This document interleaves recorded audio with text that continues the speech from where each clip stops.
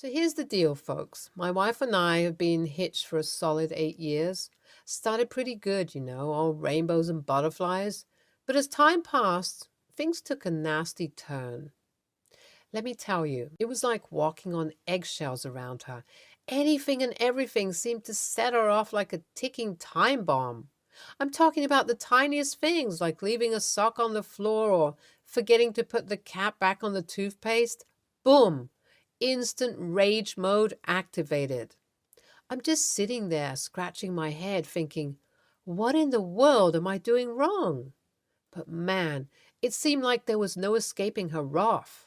And trust me, I tried. Oh, how I tried. It's the little things that get to you after a while. She'd get all worked up over the most mundane stuff, and I'd be sitting there clueless as can be, wondering if I somehow stumbled into Jurassic Park. For example, picture this. I come home after a long day at work, all tired and just wanting to unwind. I kick back on the couch, grab the remote, and start channel surfing. And boom, there she goes, huffing and puffing, all upset that I didn't greet her with some grand romantic gesture.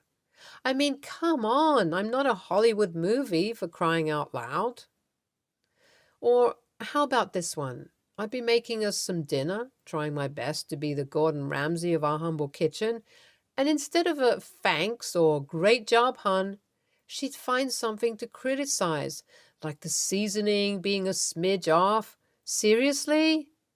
Now, don't get me wrong, I love her and all, but man, the constant nitpicking and negativity were taking a toll on me. I felt like I couldn't do anything right, and it started to mess with my self-esteem. So there I was, stuck in this cycle of frustration and confusion, trying my best to keep the peace, but feeling like I was always walking on thin ice. My wife's got some major anger issues. I've become almost immune to her explosions, but that doesn't mean it doesn't sting like a swarm of bees. When she gets mad, oh boy, it's like a ticking time bomb. But here's the thing. She won't scream at you like a banshee. Oh no, she's got this uncanny way of staying eerily calm. It's like she's mastered the art of delivering those words that hit you right in the gut, the kind that'll leave you speechless. I mean, picture this. We're having a simple argument about something silly like whose turn it is to take out the trash. All of a sudden, she drops this line about how I can't even handle basic household chores, and that's why I'm a disappointment. Or how about this, gem? We're talking about our plans, and she decides it's the perfect time to casually mention that I'll probably mess everything up like I always do. Talk about a confidence booster. And let me tell you, it's not just the words, it's the way she says them. She all calm and composed like she was handing out compliments instead of cutting me down to size. It's like she's got this secret power to destroy self-esteem with a single sentence. I've tried to talk to her about it and suggests maybe we should consider therapy, work through her anger issues together, but nope.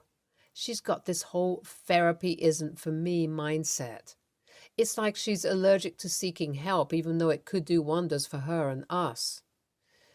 So there we were, talking about our daughter's school issues, and I made a simple, albeit annoyed remark that I wish she took after me a bit more. And then, boom, my wife drops the mother of all bombshells. She claims our daughter is not biologically mine. Talk about a gut punch. Now, let me be real with you. My wife is the queen of pushing my buttons, and I've built up a resistance to her low blows. But this one? Oh boy, this one hit me like a runaway freight train. Still, I wasn't going to give her the satisfaction of seeing me lose it. Nope. I kept my cool and went about my business like nothing happened. But inside my mind was racing like a NASCAR race. I couldn't just ignore a bombshell like that. So I decided to do a little detective work. Sneaky, I know, but desperate times call for desperate measures. I started going through my documents trying to just calm myself down because I didn't want to talk to her. So after the whole is she my daughter or not drama, my wife decided to flip the script on me. She's mad at me. Can you believe it? And why, you ask? Because I dared to be upset about her vicious lie. Talk about a plot twist. Now, let me tell you, keeping my cool through all of this, like walking on hot coals, I mean, who wouldn't be upset after a bombshell like that? But nope, I held my ground and tried to reason with her. But you know what they say about a woman scorned. She turned into a fire-breathing dragon, spewing out all sorts of irrational accusations. She claimed I didn't care if our daughter was biologically mine or not. Like, seriously? Where was she getting this from? And to top it all off, she dared to say that I don't love her or our kid anymore. Like, hold up, lady. Let's not jump to conclusions here. Just 'cause I'm upset about her lies doesn't mean I've suddenly stopped loving my family. But nope, she wasn't having any of it. She kept on yelling, acting all crazy and unreasonable. It was like dealing with a tornado on a rampage. And I was trying my best to stay grounded. And here's the kicker. She even went so far as to threaten our marriage. Can you believe it? She said she was reconsidering our whole relationship because I dared to have feelings and be upset about her lies. Talk about twisting the truth. But you know what, my fellow dudes? I'm not gonna let her crazy accusations and mind games get to me. I know who I am, and I know how much I love my wife and our daughter.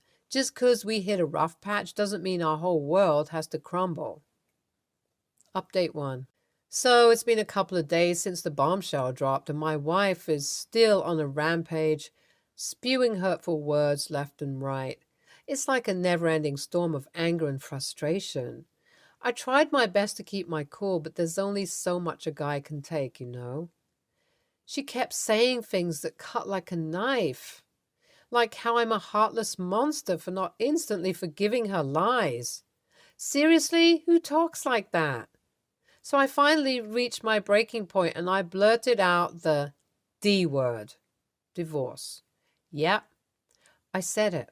And let me tell you, she went silent. It was like someone hit the mute button on her, and for a moment, I almost felt relieved. But then reality kicked in and I saw the hurt in her eyes. Maybe I went too far, but at that moment, I couldn't see any other way to stop the chaos. It's like I needed to shake her out of this madness. Now we're stuck in this awkward silence, and I'm wondering if I made the right call. Was it just a heat of the moment thing, or did I mean it? I don't even know anymore. Part of me wants to reach out and talk things through, but the other part is scared of reopening old wounds. It's like walking on a tightrope, and I don't know which step to take next. But deep down, I know that I still love my wife and I don't want to give up on us. We've been through so much together and I want to find a way to work through this mess. So let's see how this plays out, shall we? Update 2. So after I dropped a D-bomb on my wife, she's all in a panic, begging me not to take it seriously. Like, lady, you can't just throw that word around and expect everything to go back to normal. She claims she was just mad and didn't mean it, that it slipped out of her mouth by mistake. Yeah, right. I'm not buying it. Words have power, and you can't just take them back like they never happened. I decided to give her the cold shoulder treatment for a while, because honestly, I needed some space to process all of this. But she kept on trying to talk to me like all the time. It's like she's desperate to fix things. But I'm not going to let her off the hook that easily. Finally, I decided to lay down some ground rules. I told her that if we're going to work this out, she needs to get her act together and seek therapy. Yeah, she's got some major issues to deal with, and I ain't going to be her emotional punching bag. Surprisingly, she agreed to it. Thank God for small miracles, right? So now we're on the therapy train, and I'm hoping it'll help her sort out her emotions and stop all the crazy antics. But let me tell you, it's still going to be a bumpy road ahead. Trust is shaken. Feelings are hurt. And I'm not sure if we can ever get back to where we once were. But hey, At least she's willing to work on herself, and that's a start. I'm not ready to give up on us just yet, but she's got to prove that she's willing to change and treat me with the respect I deserve. So let's see where this therapy journey takes us. Update 3. We've had 3 sessions already, and I'm not going to lie, I was skeptical at first. I mean, could talking to a stranger fix all the mess we're in?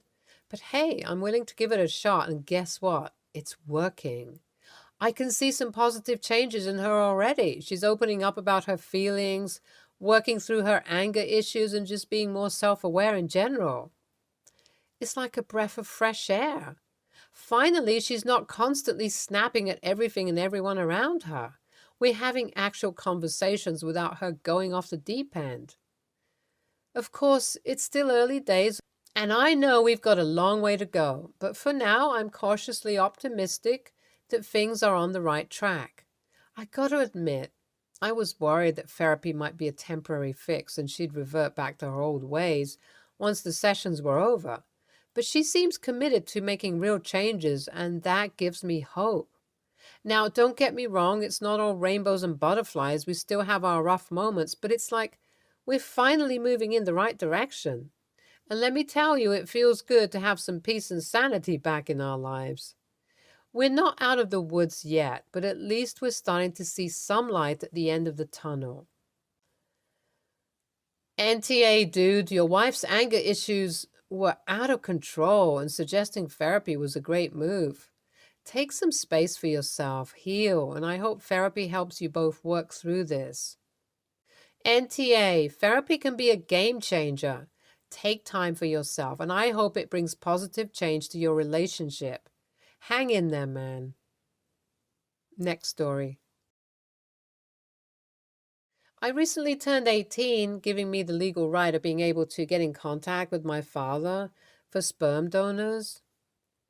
I was conceived through a sperm donation and have known this for most of my life.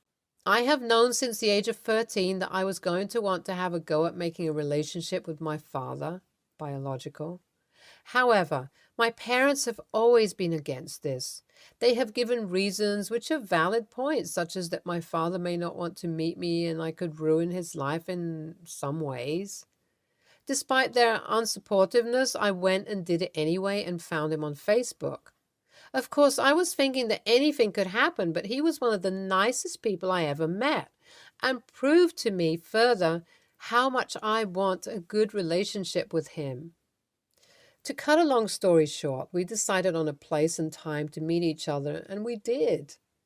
I was able to be brought back to his house, and I met his family, his wife, kids, and brother. He had a sister that I didn't get to meet on that occasion. Upon returning to my home, my parents had sat at the dining table and were waiting for me in silence in an extremely intimidating manner. They asked the usual, "Where have you been?" and "What time do you call this?" Something was fishy from the start, and my suspicions were proved to be correct when my dad said he knew where I had been. This continued for a few weeks where I would spend time with him, and I even introduced him to my girlfriend and her dog as the only people that really supported me through this. My parents' behavior has become increasingly aggressive towards myself and people close to us. It is really making me question my doing here. Was I the a-hole? Edit. Update on the situation. So, as I mentioned as a reply to a comment, this man was on my birth certificate, and I was told by you guys to sit them down and have a conversation with them all. So I did. After my mother returned home from work, I gathered everyone into the lounge, BioDad on Zoom, and asked why he was on my birth certificate. So here's the story. BioDad met Mother 5 years before I was born and had a relationship going on. For that entire time, however, I feel like I should have mentioned this before, but my parents now have been together for just over 30 years. You do the math. That means my mother was having an affair, but in the time that they had been seeing each other, my mother became pregnant with me. My non-bio dad is actually infertile, something I didn't know about till now. So when he found out my mother was pregnant, he reacted in a different way. He was happy for her. She said she didn't want a divorce but was willing to keep the baby with him. He said yes, as they had been trying to have a child for about 11 and a half years at the time, with zero luck. So the reason why Biodad was named in the birth certificate was because they had an arrangement together that he would be present at birth without my dad being there, so he would be named on the certificate. And at 18, I would be encouraged to meet him and tell the story. In return, he would tell no one about them and would give monthly payments as well as staying far away from her forever. He upheld his end, but she didn't do the same, which disappointed my bio dad, but made him very glad that I had contacted him. So now, long story short, if any of you couldn't be bothered to read that, mother had an affair, parents kept me, bio dad on certificate gets to meet me at 18, and I would be told the story. I in no way will be disowning my current father. He has been the figure that I had needed in my life so many times that I just couldn't even if I wanted to. I will continue to see my bio dad and will keep you updated on the progress if you guys want to be. Edit 2. So basically, the entire sperm donor thing just happened to be the first thing they thought of at the time, and they just let me believe their lie. Meet versus don't meet your biological parents is an eternal struggle. Don't hold it against your parents that they didn't want you to go through with it. The experience could have disappointed or hurt you. It may have been too much for you mentally to handle. They don't know the man and whether his entry into your life would have been harmful to you or not. Finally, there's often a fear that you might end up choosing genes over them. It is your right to meet your biological father, and it's awesome that it has been a good experience. Now you need to work with your parents through their resentment and worries. NaH. NTA, but based on your comments along with the reaction of your parents, it seems there is still something going on here.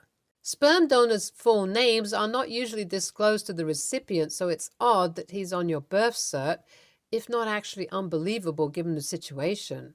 Ask Biodad to see how he reacts. My guess is it won't be a random sperm donation and there are bigger skeletons in the closet. You could also ask what clinic they used and confirm it with them. I recently turned 18, giving me the legal right of being able to get in contact with my father for sperm donors. End of conversation. NTA. You are an adult now and can make your own decisions. It sounds like this meeting has been a positive experience for you and gave you some closure. Your parents are being aggressive and manipulative. Next story. I, 25, female, am getting married in October 2023 to my fiancé, 29, male. We got engaged in October 2022.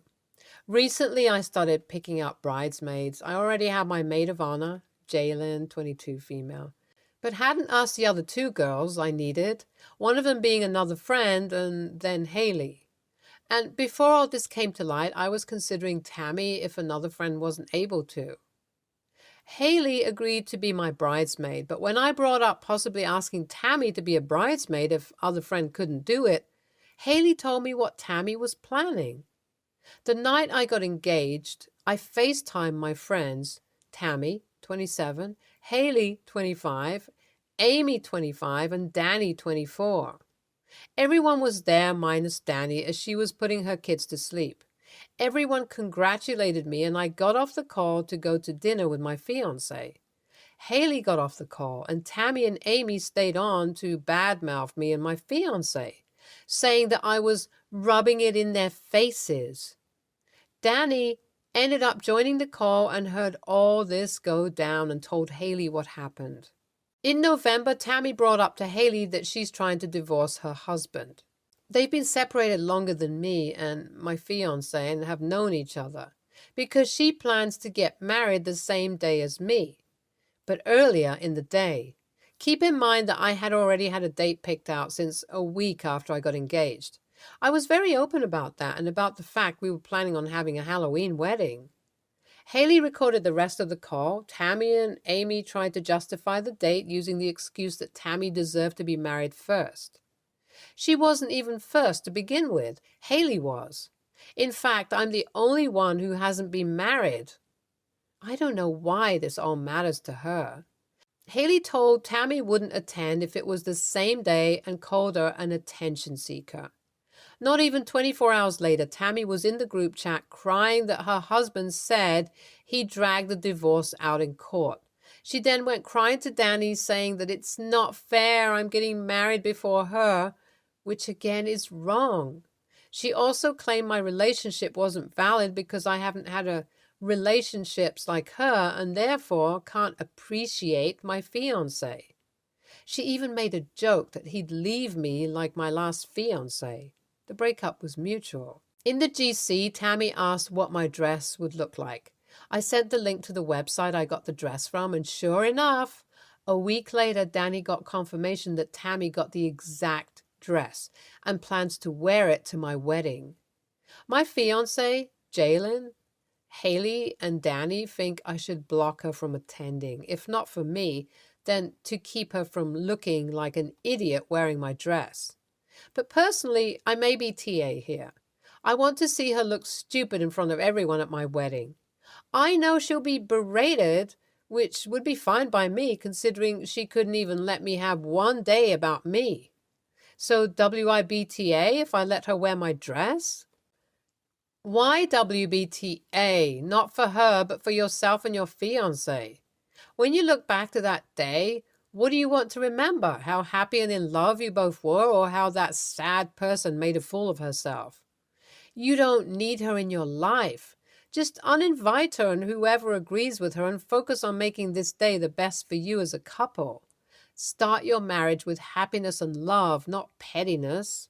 The immaturity here is mind-boggling.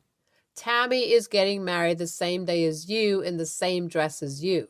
She plans to leave her wedding and reception to come to your wedding while wearing the same dress, as if this was some sort of who wore it better competition just to cause drama at your wedding. You want to let her so she can be berated and look stupid without any regard for the wedding being the groom's day as well? Is this really how you want to start your marriage? I'm not sure either of you is mature enough for marriage, but that isn't the question. As to your question, you WBTAH, if you invite her and let her wear your dress after your fiancé has expressed his opinion on the matter.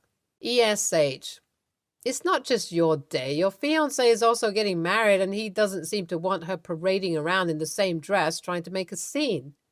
Your friends all sound uncomfortable with it. Your family would almost certainly not appreciate it. Putting everyone in an awkward, uncomfortable position because you want to be petty and embarrass her is not really okay. Nor does it accomplish anything. She isn't going to learn her lesson or anything. She'll just be even more jealous that you have such loyal friends. Although it would be super funny to have pictures together with her, LOL. Stay tuned for more stories from our girl relationships.